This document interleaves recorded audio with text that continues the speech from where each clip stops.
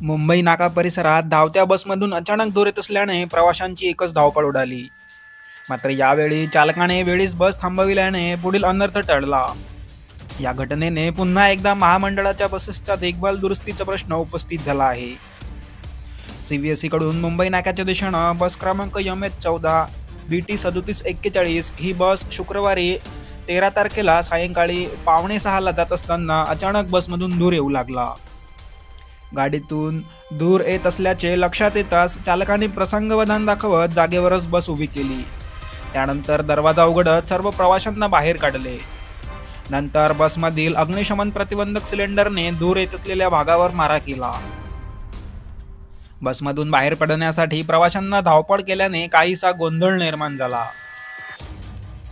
भर रस्त्यात बस उभी असून त्यातून धूर निघत असल्याने परिसरातही भीतीचे वातावरण निर्माण झाले होते. रस्त्यावरून जाणाऱ्या अन्य वाहन चालकांनी दक्षता घेत त्यांचे वाहन रस्त्याच्या दुसऱ्या बाजूने पुढे नेले.